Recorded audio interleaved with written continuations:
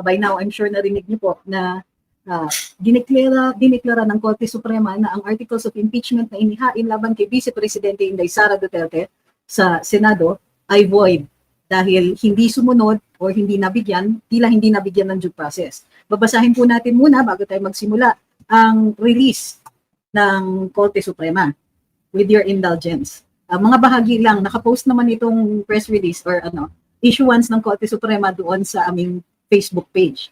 So, bago tayo magpatuloy, huwag pong kakalimutan, like, share, follow, and subscribe.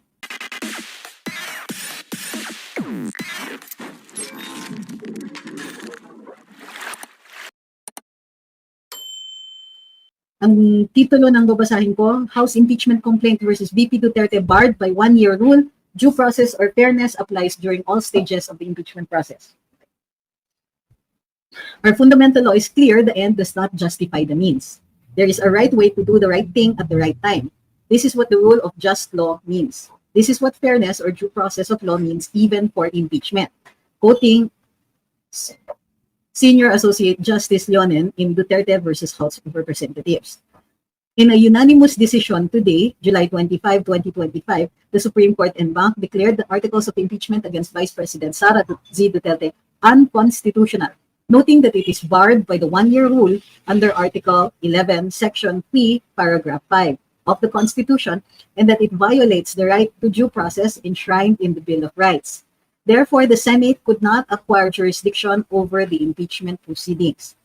However, the court said it is not absolving Vice President Duterte from any of the charges against her, but any subsequent impeachment complaint may only be filed starting February 6, 2026. The case stemmed from 4 impeachment complaints against Vice President Duterte. The first 3 were filed before the House of Representatives by private individuals in different groups, December 2, 4, and 19. The 4th complaint was lodged by a resolution approved by more than 1/3 of the House of Representative members of the 19th Congress on February 5, 2025, which was transmitted as the articles of impeachment to the Senate on the same day. This was followed by 2 petitions filed before the Supreme Court challenging its constitutionality. The decision, written by Senior Associate Justice Marvic M.V.F. Leonen, ruled that all legal issues involving impeachment proceedings are subject to judicial review. Considering the nature of the offices and the institutions that are subject to impeachment, its effect on the independence of constitutional departments and organs, and its nature as a constitutional process. The impeachment process is primarily a legal and constitutional procedure, but with political characteristics. It may be sui generis, but it is not a purely political proceeding. This means that the Bill of Rights, especially the Due Process Clause, and the right to speedy disposition of cases applies to the entire impeachment process. Although the court does not determine whether an impeachable officer may be removed or disqualified from political office, it emphasized that it has the duty to construe the process mandated in the Constitution. In declaring the articles of impeachment were barred by the one-year rule, the decision differentiated the first 3 complaints from the 4th complaint. The first 3, it said, were filed under Article 11, Section 3, Subparagraph 2 of the Constitution, which allows any citizen to file a verified complaint with an endorsement of any HOR member. The 4th one was through Article 11, Section 3, Subparagraph 4 of the Constitution, to a verified complaint or resolution filed by at least 1/3 of the HOR members. The court took note that the HOR in the 19th Congress did not act on the first 3 endorsed complaints, which were considered terminated or dismissed upon the adjournment of the HOR.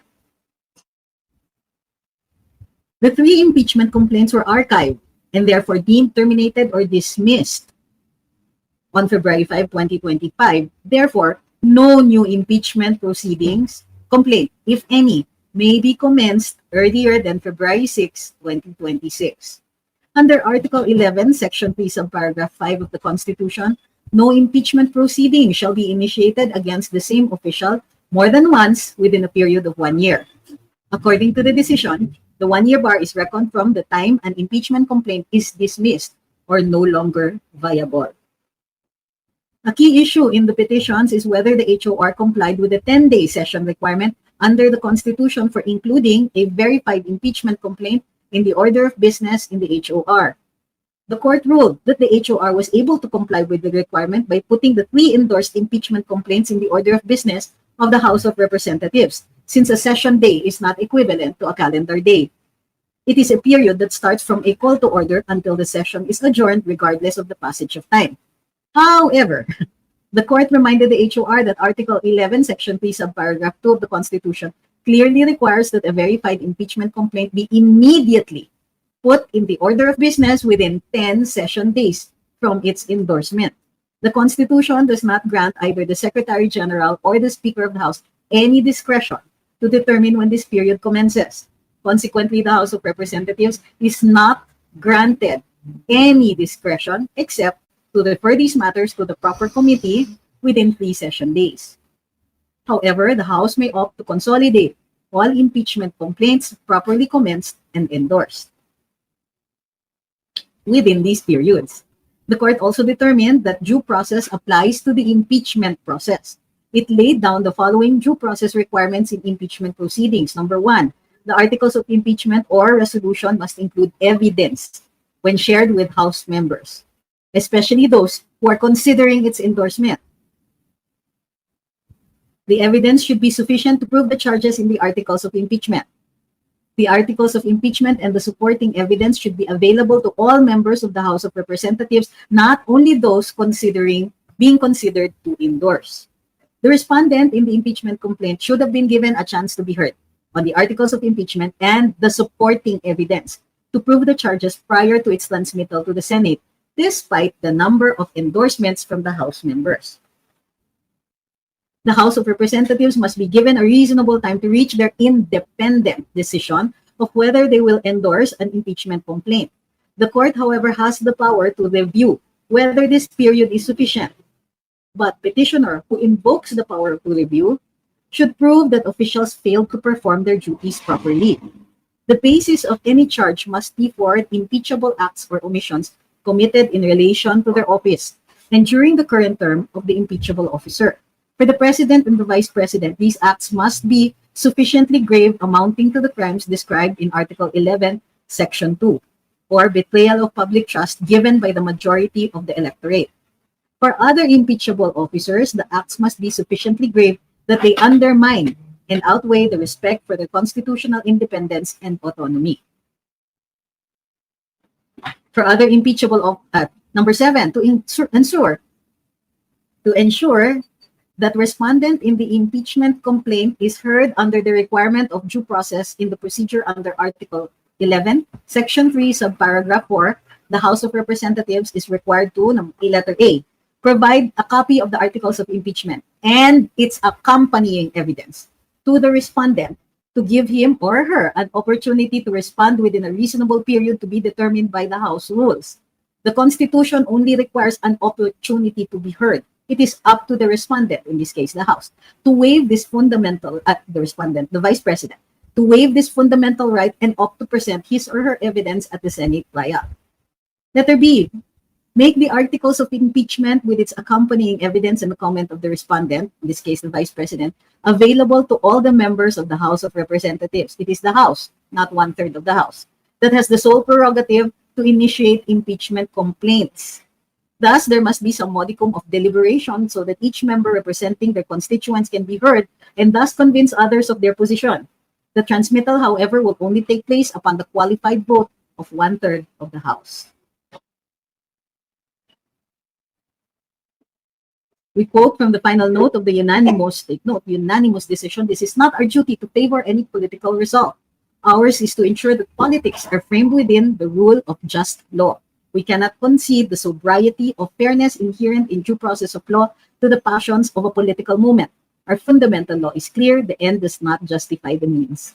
We understand our history. We have learned that in the past, momentary desires to do what is convenient and concede means to ends have inadvertently created precedents that weaken the succor of law for those who dissent or those at our society's margins or for those who may have fallen out of grace from the powers that be. We have learned that the clash of political interests in the past, often disguised by noble intentions, has obscured the need to address the real problems of corruption, inequality, poverty, and disempowerment faced by our people. We will not allow that to happen again. We will not hesitate to declare what is legal, just, and right for our people.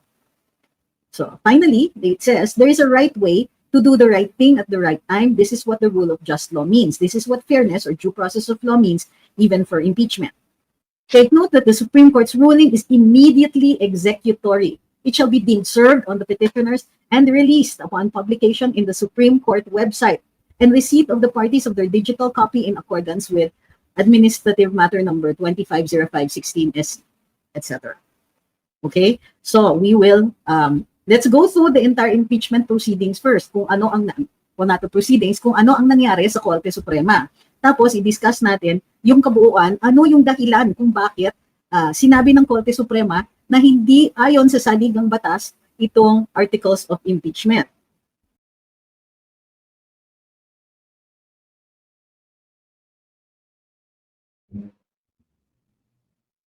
Umpisahan po natin from the start. Ang Vice Presidente natin, VP Sara Duterte, ay in-impeach ng Kamara de Representantes tungo sa 4 na impeachment complaint. Ang unang reklamo ay final ng Akbayan, Akbayan Representative Percy Sendanya noong December 2, 2024. Ang pangalawa by ACT Teachers Party List Representative Franz Castro, Gabriela Party List Representative Arlene Rosas at si Kabataan Party List Representative Raul Manuel noong December 4, 2024. Ang pangatlong impeachment complaint, final ni 3rd District Camarines Sur Representative Gabriel Bordado at AAMBIS OWA Party Representative Lex Anthony Chris Colada noong 19 December 2024. Sorry. Ang ika-4 na impeachment complaint ay final ng 215 out of 306 members of the House at final noong February 5, 2025. Itong ika-4 na impeachment complaint ang naging articles of impeachment at ipinansmit sa Senado ng the same day, February 5, 2025. Yung naunang mga reklamo ay inarchive. Naghain ng petition for certiorari and prohibition with prayer for temporary restraining order and issuance of preliminary injunction na natanggap ng Korte Suprema noong February 18, 2025. Ano ang petition for certiorari? Ito ay isang aksyon, civil action, na inihahain sa mas mataas na hukuman kung i-challenge mo ang desisyon ng isang tribunal o ibang organisasyon na may quasi-judicial powers na nag-issue ng isang desisyon in excess of jurisdiction or with grave abuse of discretion. Ang petition for prohibition naman ay isang aksyon na nagpipigil sa isang tribunal, korporasyon, board, hukuman o isang tao from exercising authority na lagpas sa mga limitasyon ng kanilang sariling mga powers. Ito ay isang extraordinary writ na ini-issue lamang kapag wala ng ibang remedyo sa batas. Sa petition niya, hinihingi ni VP Inday Sara na ipasawalang bisa ang desisyon ng House nung ito ay umaksyon sa ika-4 na impeachment complaint, habang fini-freeze naman nila yung 3 naunang mga reklamo. Nang sa gayon, baka iwas sila doon sa 1-year bar rule na nakasaad sa saligang batas. Hiningi rin na pigilan ng Korte Suprema ang Senado na tumuloy sa impeachment proceedings dahil nga walang bisa ang articles of impeachment. Ayon sa ang sagot naman ng Kamara de Representantes, dapat daw ibasura ang petisyon na hinihain ng ating Vice Presidente dahil hindi maaari ang Korte Suprema mag-inquire o manghimasok sa internal rules ng Kamara. Sabi ng Kamara, ito ay isang political question. Ang isang political question ay nagsasabi na ang isang bagay o isang matter ay wala sa jurisdiction ng hukuman para i-review dahil inallocate na ng saligang batas ang mga powers na ito solely and exclusively sa Kongreso o iba mang sangay ng gobyerno. Sa Francisco versus House of Representatives, sabi ng Korte Suprema, the court's power of judicial review extends over justiciable issues arising in impeachment proceedings such as compliance with the impeachment procedure in the Constitution. Sa madaling sabi, na-establish na po sa isang kaso, Francisco versus House of Representatives, na tumatalakay doon sa impeachment proceedings ni then President Erap Estrada. At ang sabi dito ay maaaring maghimasok ang Korte Suprema sa mga issues tungkol sa impeachment at tungkol sa mga rules ng Kamara de Representantes. Matapos magbigay ng komento ang House, nag-issue ng order ang Korte Suprema. At hiningi nila dito sa House of Representatives ang ilang mga mahalagang impormasyon. Ni-require nila na ito ay bigay under oath at may kaakibat na mga dokumento. Ito ang mga hiniling. Hiniling muna ng Korte Suprema ang estado ng unang 3 reklamo na inihain ng mga pribadong mamamayan. Hiningi din ng Korte Suprema ang eksaktong araw kung kailan na-file yung mga original na reklamo, yung unang 3 reklamo. Hiningi din nila ang mga reklamo. Hiningi din nila kung ayon sa rules ng Kamara de Representantes, ang Secretary General ba ay may discretion mag-decide kung kailan i-forward o i-transmit sa Speaker of the House ang impeachment complaint when it is properly endorsed by a member or members of Congress.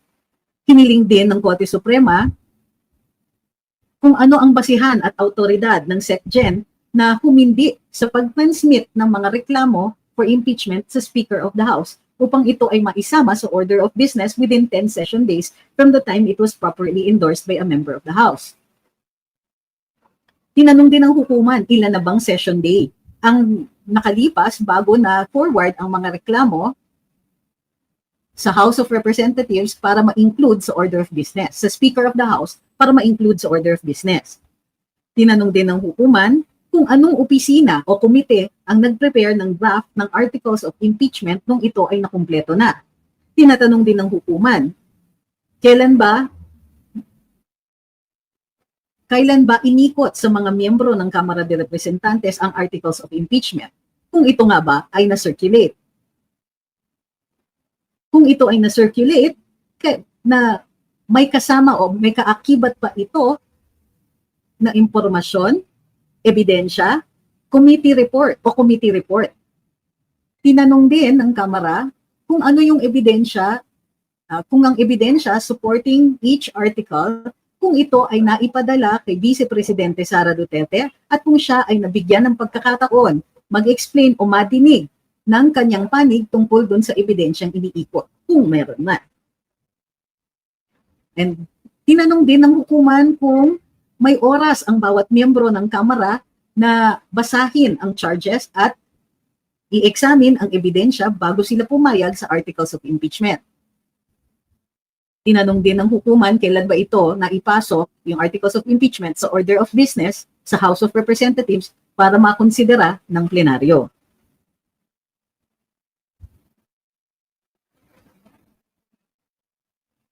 Ayon sa House of Representatives, nagsumiti naman sila ng kanilang compliance sa order ng Korte Suprema. At ang sabi nila, walang requirement kung kailan i-forward ni SecGen ang impeachment complaint. At walang requirement na i-forward ito sa Speaker of the House the same day na natanggap niya. Maaari niyang tanggapin muna ang ilang mga reklamo at i-forward ito sa Speaker of the House ng sabay-sabay. Tungkol naman dun sa number of session days, ayon dun sa Kamara, sapat naman at na-forward sa Speaker of the House ang mga reklamo or ang mga reklamo within 10 session days dahil ang isang session day ay maaaring lumagpas ng ilang araw. Hindi pareho ang session days sa calendar days. Ang Kamara de Representantes ay hindi pumayag or hindi sumagot o nag-decline sumagot doon sa 4 na kahilingan ng Korte Suprema. Ang sabi ng ito ay tungkol doon sa ebidensya at doon sa amount of time kung naiikot ito sa mga miyembro ng House of Representatives. Ayon sa Kamara, ito ay dahil panghihimasok na ito sa kanilang internal proceedings. At ang internal proceedings daw is beyond the purview of the court. Ibig sabihin, hindi pwedeng i-review ng pinakamataas na hukuman ang internal rules and internal proceedings ng Kamara de Representantes. Base ito sa prinsipyo ng separation of powers. Ang sabi, each of the 3 great branches of government have exclusive cognizance of and is supreme in matters falling within its own constitutionally allocated sphere. Gayunpaman, sabi ng mga miyembro ng House of Representatives, ikinabit nila yung kanilang Annex 5 na affirmation na sumunod ang Kamara de Representantes at lahat ng mga miyembrong ito sa kanilang sariling rules at sa saligang batas pagdating sa impeachment.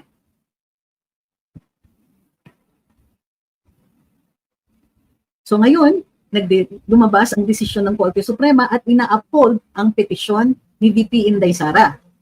Base doon sa sinasabi na tama ang ating Vice Presidente, hindi nga nasundan yung 1-year rule at dahil dito, void ang articles of impeachment. Bakit ganito ang ruling ng hukuman? Bukod sa basa natin, ang kabuuan nito ay ang i-discuss lang natin dito or dito sa slideshow natin ay yung due process. If the articles of impeachment, kung ang AOI ay inikot dun sa House, tinanong ito, ang hiningi ng Korte Suprema ay kung inikot yung articles of impeachment sa mga miyembro ng Kamara at kung nabigyan sila ng sapat na oras na basahin ang articles of impeachment. Bukod pa dito, tinatanong nito ay kung nabigyan ng pagkakataon si VP Inday na marinig tungkol dun sa ebidensya. Hindi ba't hinahanap ng Korte Suprema kung mayroong ebidensya, kung naikot yung reklamo, kung naikot yung articles of impeachment, kung naiikot yung ebidensya, kung nabigyan ng pagkakataon si VP Inday, kung nakita man ni VP Inday yung ebidensya. Ang due process, ginagarantiya ng ating saligang batas ang due process ng bawat mamamayan. Ang mga elemento ng procedural due process ay una, notice. Kailangan mabigyan ka ng notice kung may reklamo sa'yo at kung ano ang ebidensya na nakalahad sa'yo. Pangalawa, kailangan may pagdidinig. Sa pagdidinig, kailangan marinig yung tao na hinahabla o yung tao na pinaparatangan. At finally, kailangan ng fair tribunal. Ibig sabihin, hindi ka pwedeng maghihiring ka rin lang, pero kung predetermined na yung outcome, hindi po ito due process. Since walang ebidensya na ipinakita kay VP Inday Sara, walang ebidensya na iniikot sa mga miyembro ng Kamara, nakikita natin na taliwas sa requirements ng due process ang proseso na ginawa ng Kamara de Representantes. Hindi nila pinaikot yung reklamo sa mga miyembro ng Kamara, hindi nila pinaikot ang articles of impeachment, hindi rin nila pinaikot ang ebidensya, hindi rin nila binigyan ng notice si VP Inday kung ano ang ebidensya sa reklamo laban sa kanya. In fact, hindi maliwanag kung nabigyan nga si VP Inday Sara nung kopya nung mga reklamo o nung reklamo, yung ika-4 na reklamo inihain sa kanya. Dahil hindi siya nabigyan ng notice o ng kopya ng ebidensya o hindi siya nabigyan ng pagkakataon na sumagot at hindi rin nakita ng mga miyembro ng Kamara yung reklamo at yung ebidensya, maliwanag na walang due process. Ang mga miyembro ng Kamara ay dapat binibigyan ng sapat na oras na mag-decide kung ang reklamo ay dapat ipasa o hindi. Dapat binibigyan ng pagkakataon na makita ng Kamara ang reklamo nang sa gayon makapag-discuss sila at makapag-debate kung ito ay ipapasa o hindi. Bukod pa dyan, walang ebidensya na may ebidensya dahil hindi ito ipinakita ng House, maging kay Inday Sara o sa Korte Suprema. At kung walang iniikot na ebidensya na yan at walang notice si VP Inday, hindi siya nakasagot o hindi siya makakasagot. Bukod pa niyan, hindi rin siya talaga binigyan ng pagkakataon na makasagot.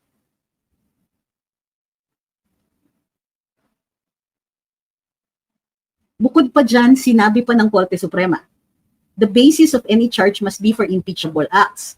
For the President and Vice President, these acts must be sufficiently grave, amounting to the crimes described in Article 10, Section 2, o yung betrayal of public trust given by the majority.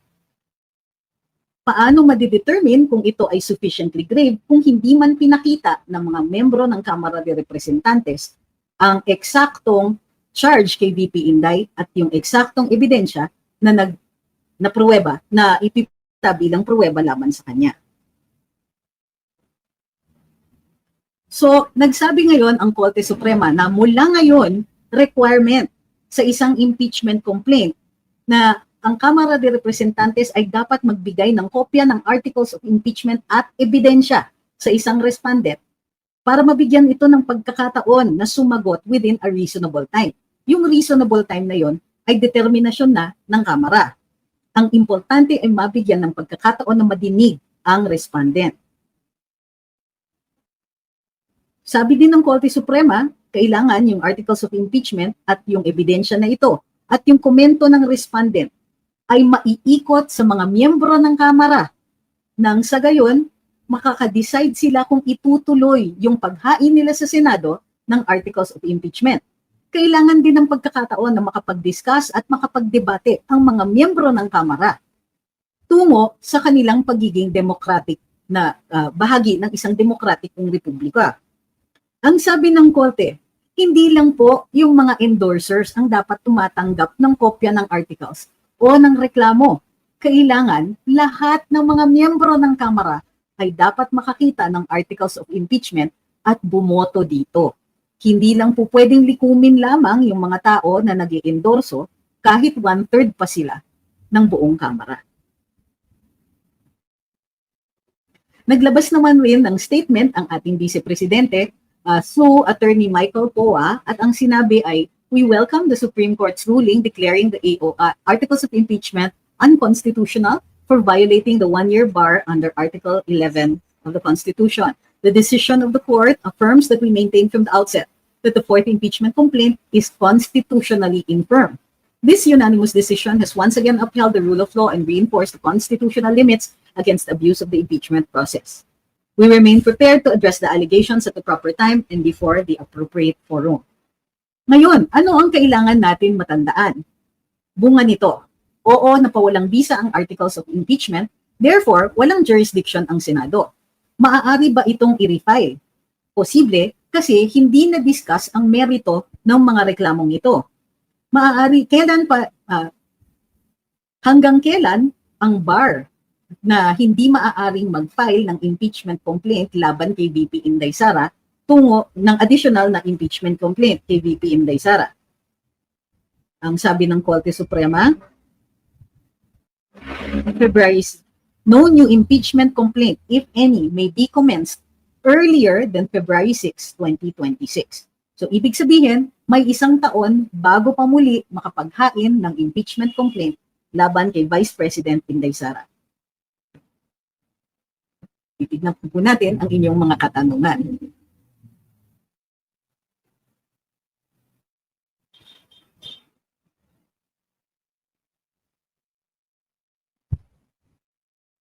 What will happen if a majority of the 20th Senate votes to disregard the Supreme Court decision and insist to pursue impeachment? First of all, I don't think that they will do that. The Senate is a collegial body. And so kung anuman ang aksyon nila ay pagbobotohan nila yan. Ang mayorya ay kailangan manaig. At hindi ko nakikita na ang mayorya ng ika-20 Senado ay magtutuloy ng impeachment na ito. Bukod pa dyan, ang Senado, kung sila po ay may reklamo tungkol sa desisyon ng Korte Suprema, ay maaari naman silang mag-participate doon sa reklamo na inihain ni VP Inday. Instead, hindi sila tumuloy doon at sinabi na ang stand nila ay sole discretion ng Senado ang mag-try o maglitis ng impeachment. Ngunit dito, ang sinasabi ng hukuman, walang jurisdiction na ang Senado dahil wala silang valid na articles of impeachment. Hindi pwedeng mag-decide na mag-isa ang Senado sa validity ng impeachment complaint or articles of impeachment dahil valid itong panghihimasukan ng Supreme Court. So, kung ang iniintay mo o ang hinahanap mo na kasagutan ay tungkol sa constitutional crisis, hindi ko po kasi nakikitang mangyayari yon.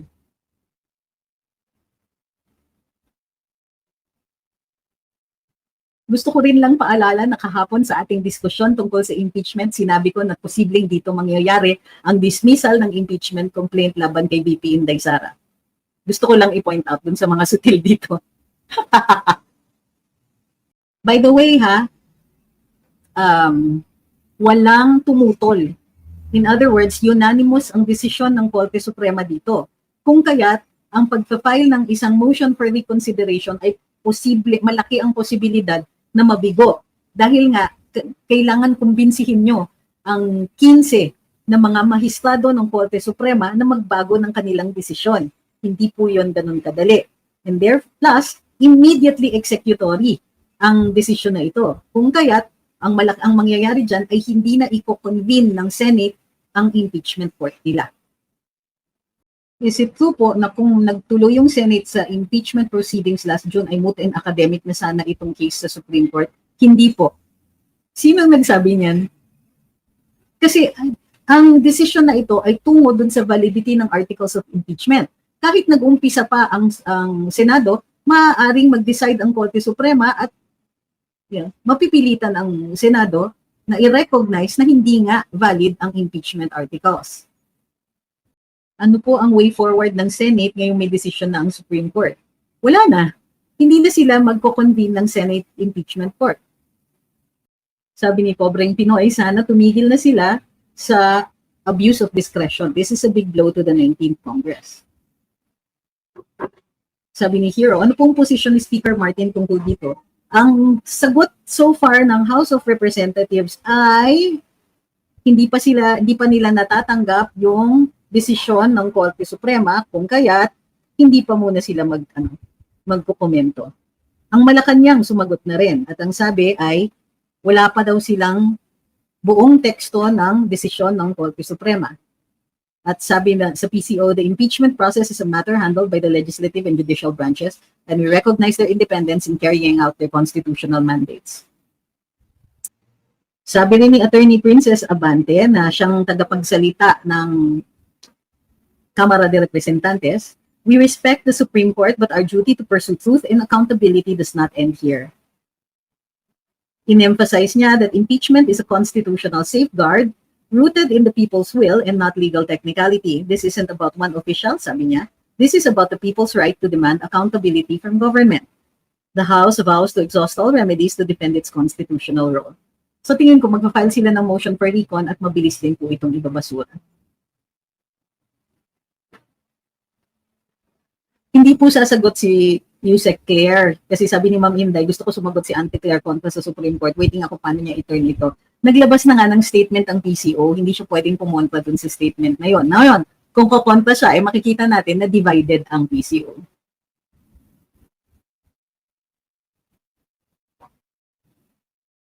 Sabi ni Jade, siguro ang nasa isip ng Korte Suprema sa HOR, ayaw niyo sagutin mga hinihingi namin ha, plus we will declare articles.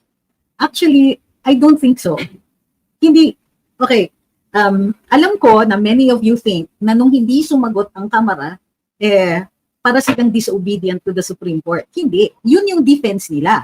Kailangan consistent sila kasi ang sabi ng Kamara, hindi, di ba sa umpisa pa lang doon sa komento nila, sinasabi nila wala nga dapat jurisdiction ang Supreme Court sa kanila dahil wala sila dapat power na mag-review ng internal proceedings at internal rules nila.